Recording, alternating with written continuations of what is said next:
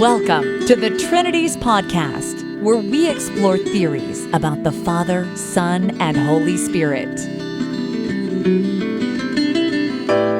Do you love God enough to think about Him?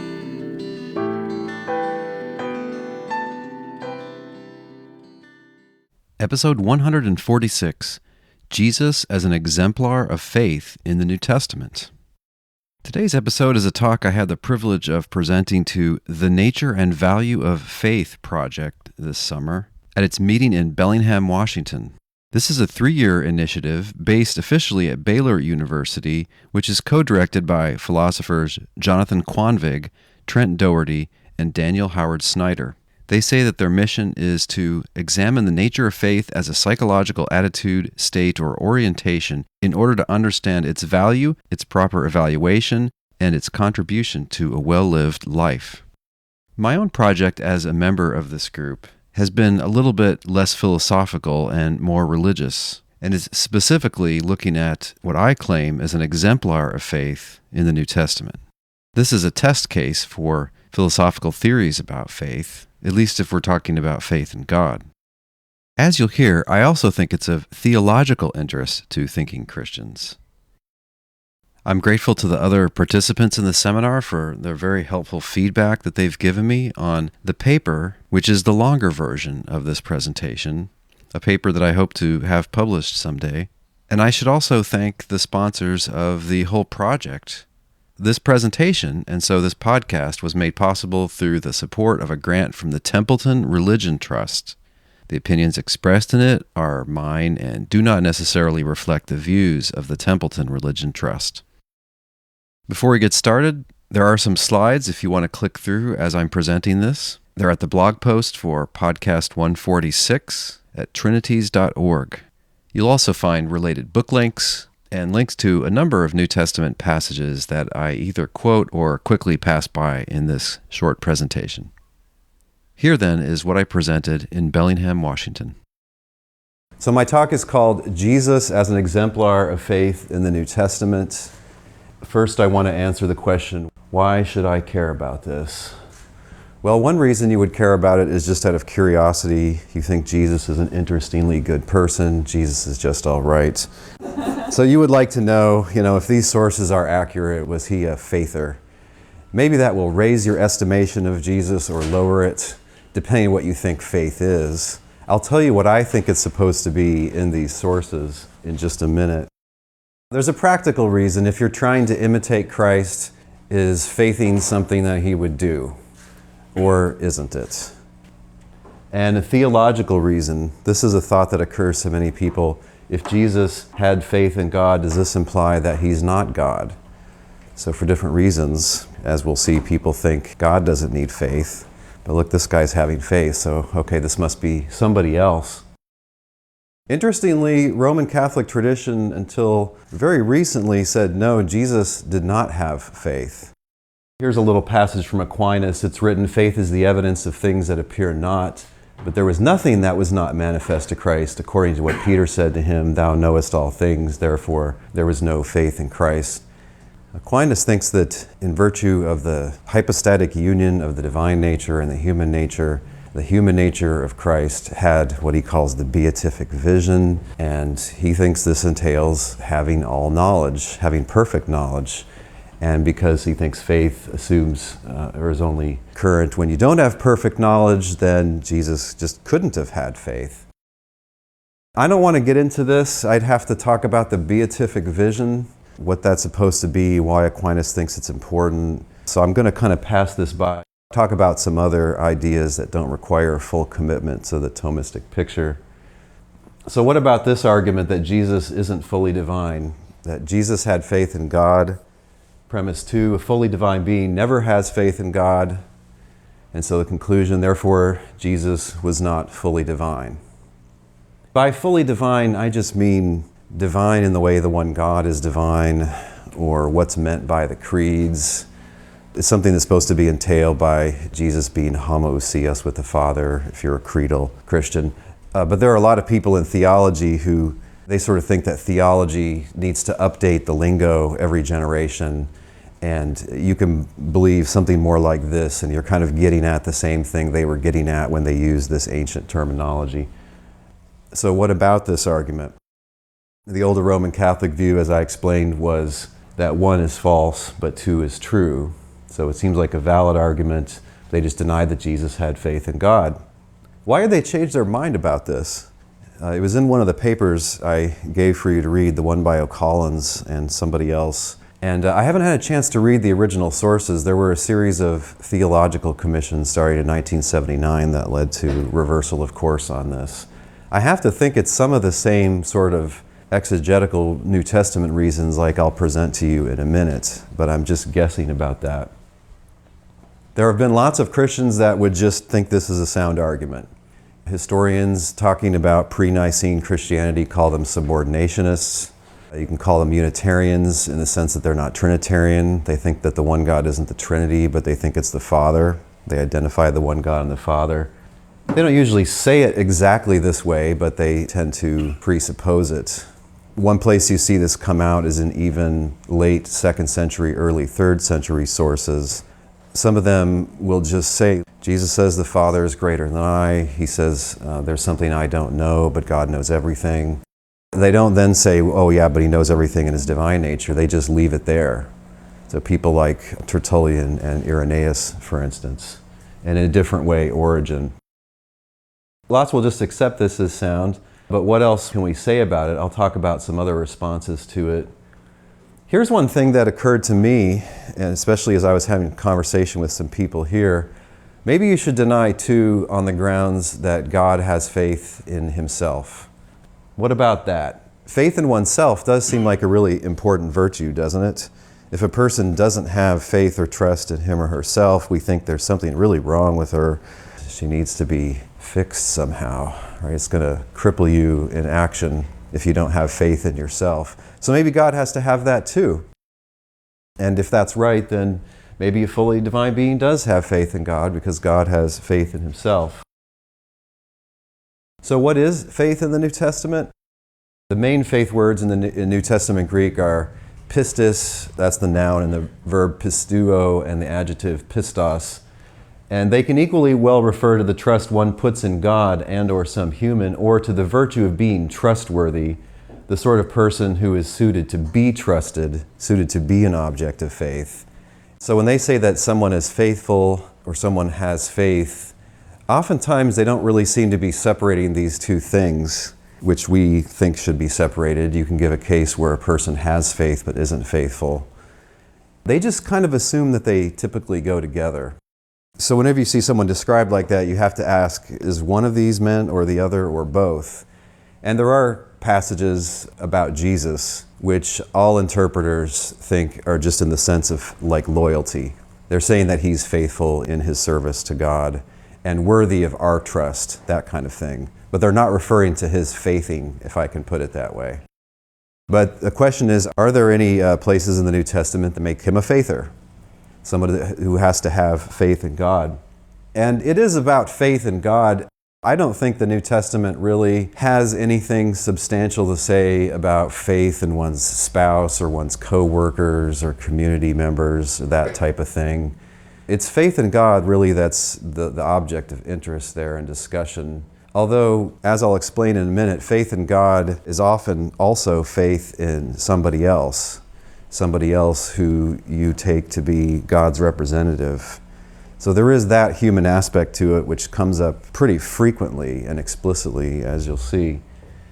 Faith, as talked about in the New Testament, the ultimate object of it is God. It's human faithing that's talked about. I don't have a fully worked out analysis of this concept. I'm a little bit worried about that, but these are things I think they're presupposing about human faith or trust in God. Maybe I should say that also. Because it's faith in God they're talking about, and God is a person, it's person-to-person faith in that they're talking about primarily. That may imply something about faith that, or trust that, or belief that, but it's the trust one places in another that they really have in view. So anyway, they do assume that faith is voluntary.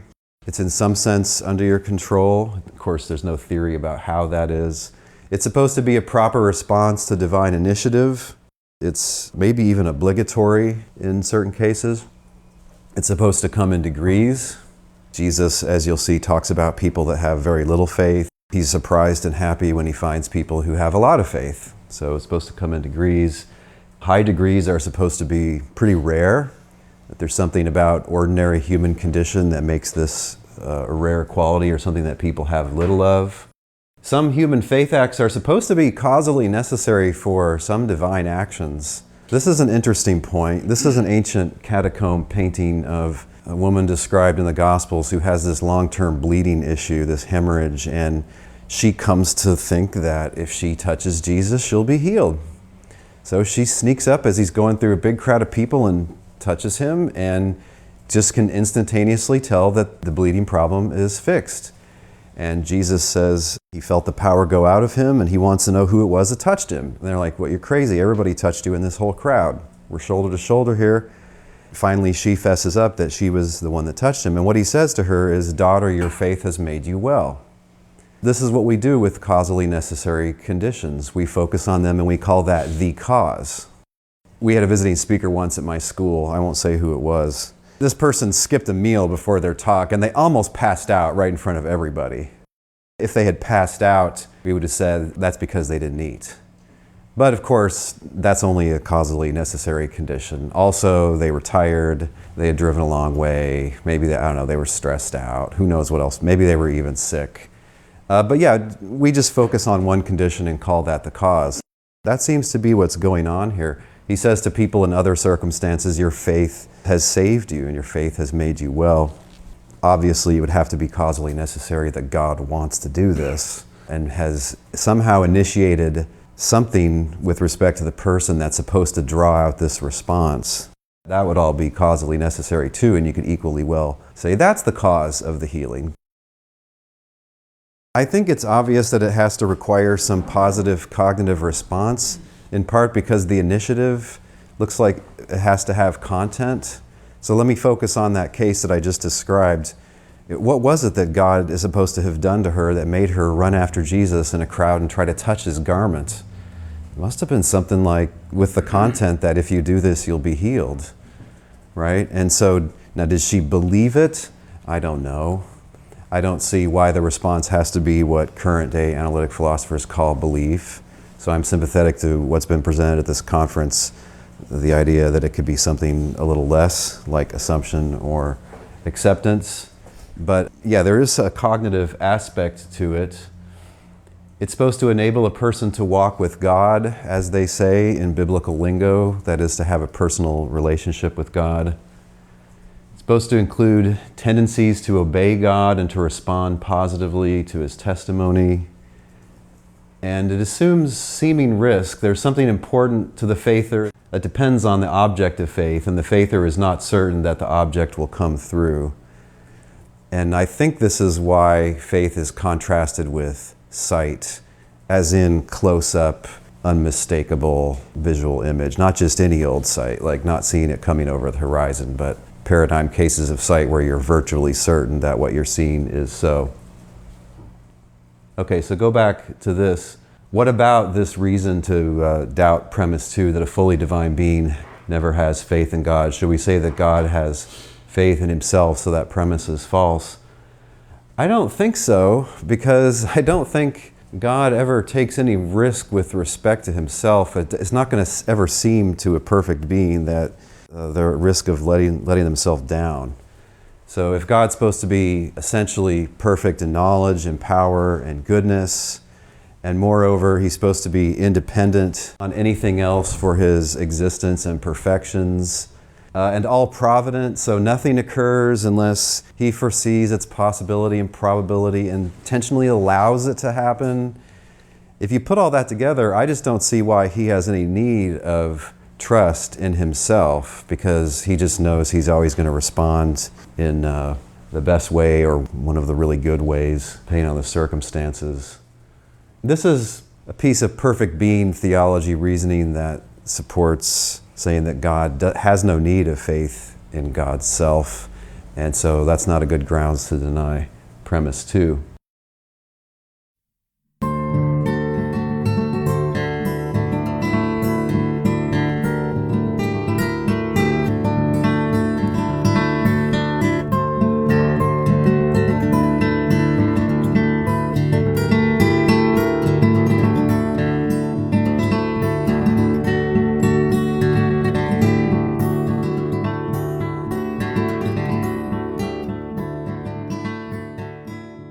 Now, this is a much bigger can of worms.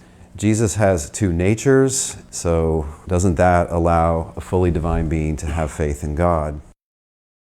In my paper, I briefly explain what I think is the right take on mainstream Roman Catholic tradition, and I'm influenced in this by Timothy Paul from the University of St. Thomas, who just came out with a very carefully argued book where he lays out all that's required of classical Christology that's based on the ecumenical councils. And so the idea here is Jesus has a divine nature and a human nature. The divine nature can't have faith, okay, because that's all-knowing, all-powerful, etc. The human nature, though, does have faith. One of the things some of these councils say is that each nature has all the attributes and abilities that typically go with that sort of thing. So the divine nature is timeless, impassible, simple, but also omniscient, omnipotent. And the human nature is limited, dependent, able to suffer in time, and all of this. And so the human nature is in a situation like me or you and does have need of faith. So then two would be false. Having divine nature and having human nature makes this possible. According to Paul, and I think this is right, the tradition authorizes what some are going to think are obviously self-contradictory statements about the incarnate Christ. They're going to say he has faith and he doesn't have faith. They're going to say the truth conditions for him having faith are that he has a nature that has faith. The truth conditions for his not having faith are he has another nature, he has some nature or other that doesn't have faith. Okay, if that's what those are really properly understood to mean, then it's true that he has faith and he doesn't have faith. And the way he's supposed to do this is by the natures having faith. Hand in hand with this is the communication of idioms principle, which says whatever can be said of the natures can be said of the, I don't want to say the whole because they don't usually want to put it in terms of parts and wholes. The Christ which has two natures can be said to have faith because he has this nature that has faith. And he can be said to not have faith because he has this other nature that doesn't have faith and can't have faith. So what about this?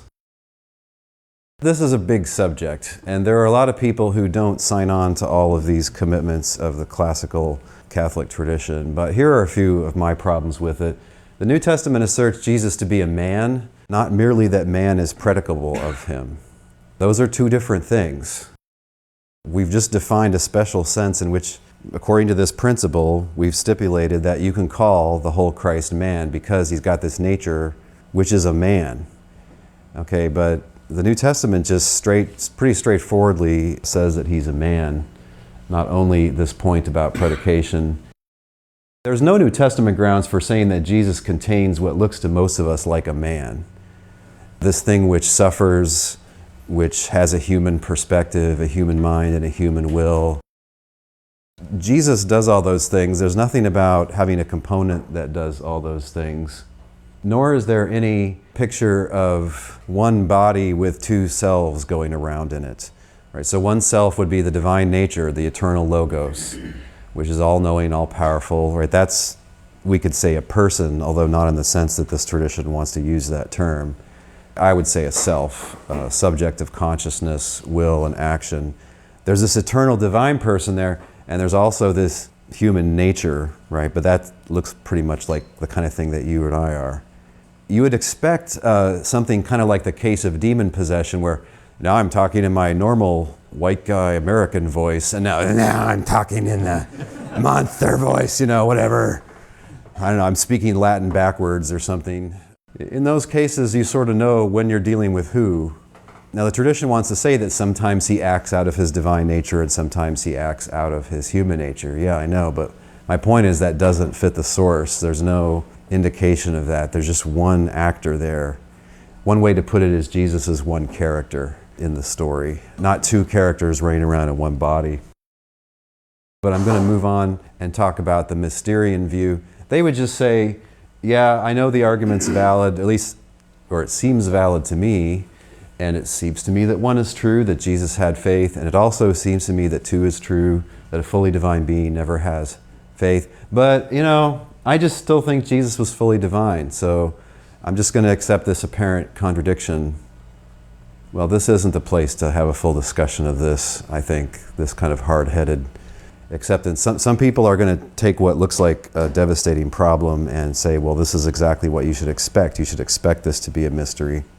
I'm also aware that some people will just say, this isn't the Mysterian reply, but this is more, I don't know what you want to call it, maybe just a conservative reply. They'll say, look, I'm so sure of my grounds that 3 is false. In other words, I'm so sure that Jesus is fully divine based on my Christian sources that, there's just got to be a problem with this argument.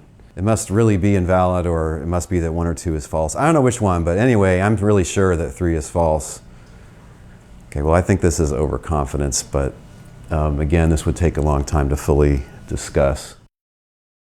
So the point about that New Testament faith always ultimately has to do with God, but very frequently has to do with human intermediaries as well. I think there's a neat illustration of this in the first chapter of the 3rd gospel, the gospel according to Luke. And there's a couple of angel appearances there. The first one is to John the Baptist's father, Zechariah. And this angel comes to him and says he's going to have this son who's going to be a great prophet. And Zechariah doubts him. He verbally, well, I don't know about this. How am I supposed to know this? And the angel acts offended and strikes him mute until the time when his son is born and the prophecy is fulfilled. And the reader is supposed to think that he has kind of failed in his response to God. It's not just that he's annoyed the angel. The angel is speaking for God. And so Zechariah has sort of failed to have faith in God, and that's why he gets this temporary punishment, and he's mute until his son is born. And then contrast that in the same chapter with the Annunciation to Mary, one of the favorite subjects of medieval art. The angel comes to her and says she's going to bear this son who's going to be the Son of God and a Savior. And she says, may it be done to me according to your will. And so this is why she's considered an exemplar of faith herself in all Christian tradition ever since then. She did it right.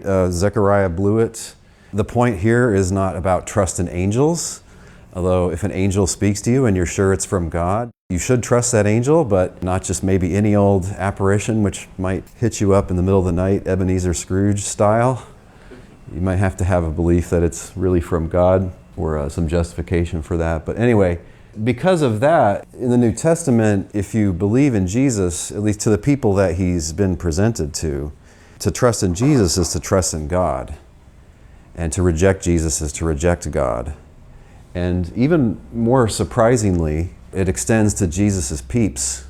He says to them, whoever listens to you, meaning the disciples, listens to me, Jesus, and whoever rejects you rejects me. Whoever rejects me rejects the one who sent me. That's God. There's a chain here of people sending one another, and the trust gets placed in God by trusting in them.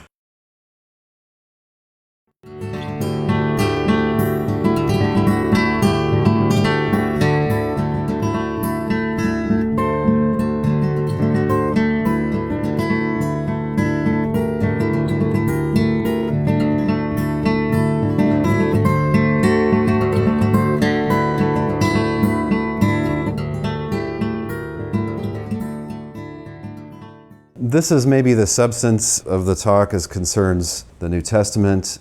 Now I've got 5 ways the New Testament asserts Jesus to be an exemplar of faith in God.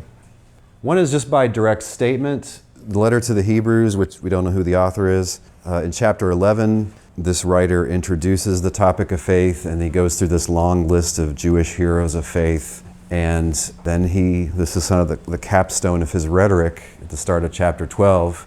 He tells the people he's writing to, let us run with perseverance the race that is set before us, looking to Jesus, the pioneer and perfecter of our faith. Consider him who endured such hostility against himself from sinners, so that you may not grow weary or lose heart. And actually, they've added the of "our" to the Greek, looking to Jesus, the pioneer and perfecter of faith. The idea seems to be that he is a pioneer, somebody who leads the way by example, who leads the way in faithing. Of course, that's not all he did. He's not only an example. Jesus is obviously an object of faith in the New Testament too. But you shouldn't say to yourself, Jesus doesn't have faith, he's the object of faith. That's a non sequitur. Now, he can have faith and he can also be an object of faith because of this phenomenon of indirect trust in God that we've seen. Same writer, previous chapter, quotes part of the Jewish scriptures and puts it in Jesus' mouth, I will put my trust in him. That's a pretty explicit statement. There aren't a lot of explicit statements. I just think this was something that in most cases the writers of the New Testament didn't think needed saying because of the things I'm going to show you now. Here's something closely related. This is a clear implication, and I claim that this is something the writer is asserting, even though he doesn't put it in the narrator's voice. The gospel writers have Jesus' enemies say what the writer thinks are true things about him.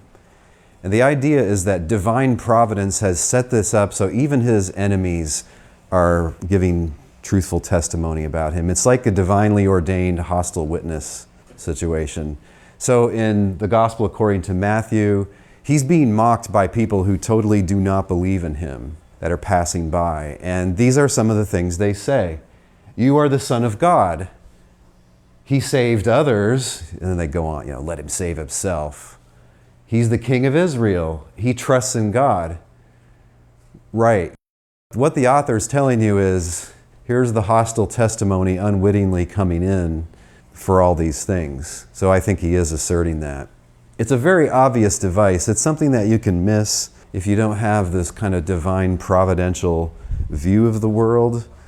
But these writers do, and they think that Jesus is fulfilling all of these ancient prophecies, and this is just a part of divine providence in the situation. Third element, I wax eloquent in my paper about this. If you just look at the big picture of his ministry, look, what if you met somebody and they claimed that they were, the reincarnation of Napoleon? You'd find this pretty outrageous, right? Or if you met somebody and said that they were President Obama's best friend, every Tuesday he goes and has coffee with Obama. Really? Right, this guy I just met, in Bellingham, Washington, he's best friends with Obama. Look, it could happen, right, but you'd be pretty incredulous. So the whole picture of his public ministry that's given in all the Gospels, he's saying stuff that would make, in a normal circumstance, would make you think that he's just crazy. He's the savior of the world. He's the King of Israel, right? This little peasant guy walking around with maybe no shoes on, he's the king. People laughed at him about this. Yeah, but the idea that they have is, no, he's not a crazy guy. He's not somebody with an insane Messiah complex. He's somebody who's fulfilling a divine commission and acting on faith. So this is a picture of him getting up in his hometown synagogue. You see this in Luke chapter 4. And he reads a prediction from the book of Isaiah, and he says, basically, I'm the fulfillment of this. This has been fulfilled in your hearing. He says this to the hometown crowd. And they're like, who is this guy? We used to play soccer with him. And, these people were his babysitters. Give me a break. No frickin' way. He's suddenly gone nutty on us. Yeah, it's nutty sounding stuff. But the idea is, no, there was no insanity involved, but there was great faith that was supposed to be involved. Another aspect of the New Testament portrayal, I claim it's an assertion, but it's more by way of portrayal than it is by way of direct statement. Another aspect of this is just showing him doing typical expressions of faith in God. Things where if you see an ordinary human do them, that's a person of faith. That is faith in God, not just any old kind of faith. So prayer. All the Gospels have him praying. Luke particularly comments on his prayer life. Submission to God's will. This is a really gripping scene in the Gospels. In the Garden of Gethsemane, right before he's going to get arrested. To paraphrase, he asks God if he can be excused from this. He doesn't want this fate that's about to happen, that he's portrayed as knowing about. And apparently God says no. And he says, okay, not my will, but your will be done. Obvious act of faith. I guess you know best. I don't want to do this, but if you're going to say this is the best thing that should happen, okay, you know best then. So it's extreme obedience. And this is something which is directly commented on. Obedience even whilst going down in flames in this disgraceful, horrible, painful death. That's commented on by Paul and many authors. The central theme of the fourth gospel, the gospel according to John, is his obedience to God. He says, I only do what I see the Father doing. He says the Father and I are one. He says they're working for the same thing. At the end of the book, when his last words according to John are, it is finished. And all the interpreters of John say, what's finished? Well, the work that he was given to do, he has now done every bit of it. So he's declaring that. And interestingly enough, in John, he's emphatically a real man. It sort of hits it like a drumbeat. He's constantly called a man, aner or anthropos in Greek. The fifth thing I see in the New Testament is Jesus' teaching on faith, particularly in conjunction with some things that he says and does. And his teaching on faith is very interesting, and some cases of it are puzzling. What's this business about moving mountains? If you have enough faith, you can say to a mountain, jump into the sea and it will. That sounds insane. Is he saying that you can have a magic power if you could just flick on this switch and be throwing things around? I don't think so, because faith is a response to divine initiative. And so it's not just a general standing power that you can go, you can now go in and clear out all the hospitals of sick people, and you can rearrange the mountain scenery at will. Maybe take some of Washington's mountains and give them to, some flat state that needs some. Poor Florida, they need some mountains to go with their beaches. No, so you can't do that unless God should tell you that he wants you to do this miracle somehow. One facet of his teaching of faith, which is kind of interesting and funny, is he nags and kind of almost mocks his disciples as being micro-faiths. Oligopistos, the adjective in Greek. In your translation, it comes out, oh, ye of little faith, which sort of takes all the fun out of it. It's like when Han Solo calls Chewbacca micro-brain, and the whole audience laughs. It's more funny to call somebody a micro-faith. Sometimes when he does that, it looks like it's obvious that the reader is supposed to think that Jesus does not himself at all have this problem. And maybe the clearest example is in Matthew 17. The disciples try to cast a demon out of a boy and they fail. Why couldn't we do this? And he says, well, you didn't have enough faith. Oh, and by the way, he says this right after casting the demon out himself. Okay, so who is this guy who can make fun of us and call us micro-faiths and lecture us about faith, even saying outrageous things that we then have to go back to our room and puzzle about? How could this possibly be true, what he's saying? Who is this guy? Well, he's supposed to be like kind of a master Jedi black belt of faith. He's supposed to be this champion faither. There's another example which is ambiguous in one of the Gospels. He's asleep in the boat and they're crossing the lake and there's a big storm that arises. And he gets up and he commands the wind and waves to be still. And then in one of the Gospels, he turns around and nags them about, why do you have such little faith? I mean, it looks like he thinks that they should have done that. It's not said, and a lot of people want to get another point out of it. And they say, who is this that commands the wind and the wave? Well, it's the Messiah.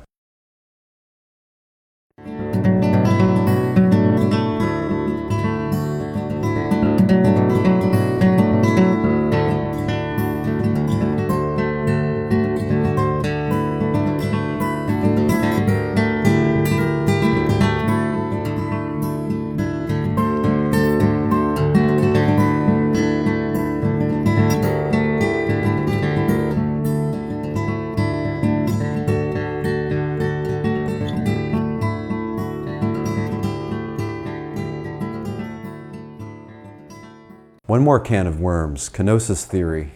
This is another reason to deny too. So kenosis theory, this is based on this famous chapter 2 in Paul's letter to the Philippians, which people take to be one of the two central passages about incarnation. And it says that Christ emptied himself, taking on the form of a servant or a slave. The Greek term is a kenosin.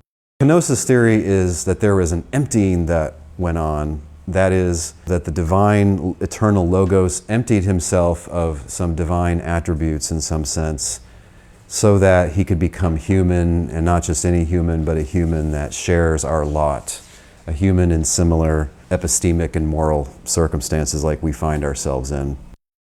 Now, what does this mean, he emptied himself?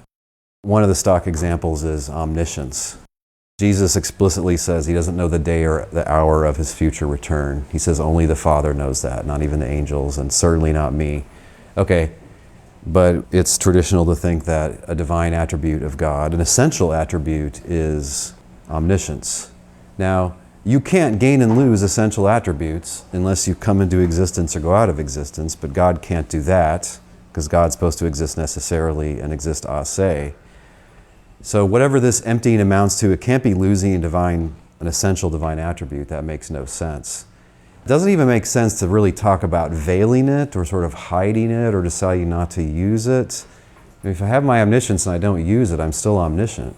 And it looks like then Jesus would be a liar, that he just said he doesn't know something. You don't want that. Now, a few analytic philosophers have made bold to redefine the divine attributes so as to make this work.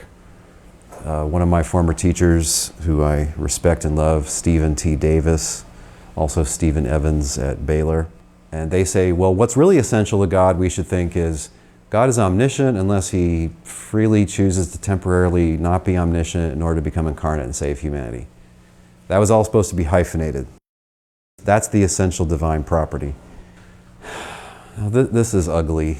Looks like the tail's wagging the dog for one thing, but the Catholic objection to this is one thing, and the non-Catholic objection is another.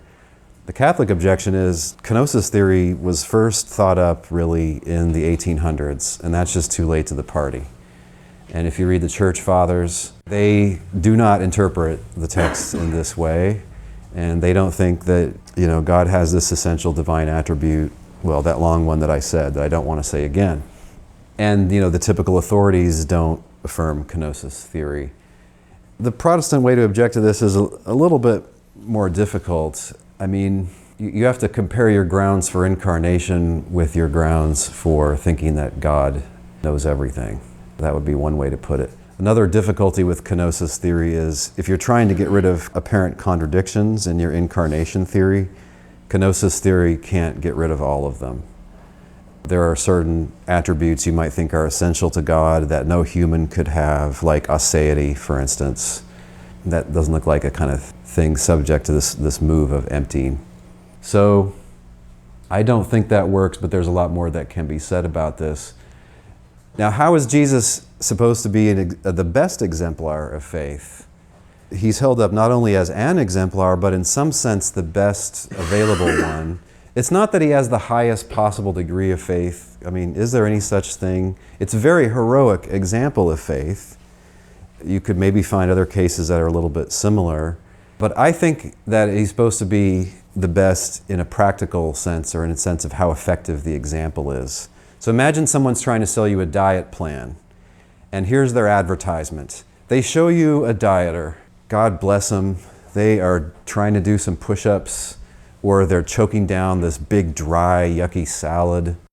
This is going to make you sympathetic to the dieter, right, and to his or her plight. But it's not going to encourage you to adopt that diet. What everybody wants in a good diet plan advertisement is the old before and after picture. Because you visualize yourself holding up your former pants and looking small next to them. Somebody who's gotten the prize, somebody who's achieved the goal. Okay, well, that is precisely how Jesus is presented in Hebrews and elsewhere. And this is also in Philippians chapter 2. So Paul says that Jesus has been given the name above every name so that every knee should bow and every tongue confess that Christ is Lord to the glory of God the Father. In other terms that you see in the book of Acts, he's been exalted to God's right hand. It's not the same exact prize that's being held up to Christians who are undergoing suffering, although it does, one place the New Testament talk about our becoming partakers of the divine nature. And there's a tradition in theology called theosis where they talk about being saved as a kind of divinization, not becoming the one God or a peer of the one God, but becoming immortal and, well, much better than we are now.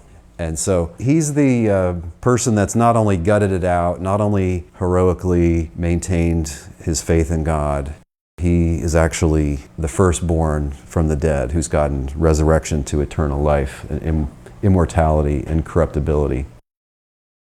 One last little point about what would Jesus do. And this is partly, I guess, just to wrap up with why I think this is so interesting. Some people have this sort of harmless idea of Jesus in their mind. Jesus is just this lovable little fuzzball. He's maximally inclusive. Everybody is his pal. He doesn't have a problem with anybody. And so imitating Jesus would just be like, you're going to win Friendly Person of the Year trophy. That's not what you see in the New Testament. This is more the kind of thing that could result in your listening to and obeying one of those voices in your head. And in obedience to that voice in your head, doing very socially unacceptable things, like driving the money changers out of the temple court. It could lead to your attempting to perform a miracle. It could lead to your doing things that just seem crazy and insane to others, and even things that might get you killed.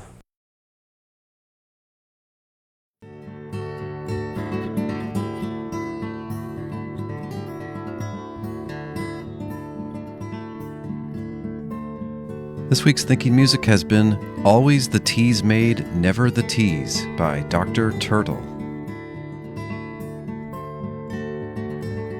To find out more about the Nature and Value of Faith project, visit www.thenatureandvalueoffaith.com. You'll find descriptions of the program, some videos of past presentations, and information about a September 2016 conference on the virtue of faith, also held in Bellingham, Washington.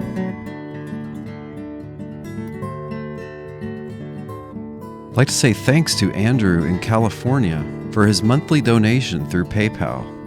If you'd like to support this podcast, you can do it by clicking the orange buttons on the right side of any blog post at trinities.org.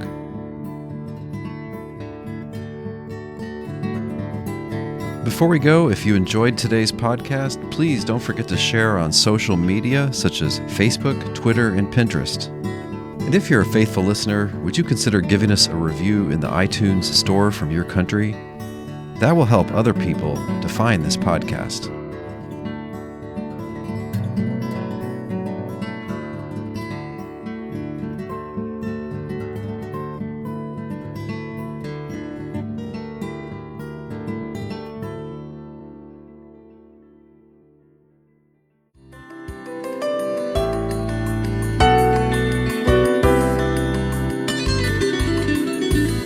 Thanks for listening.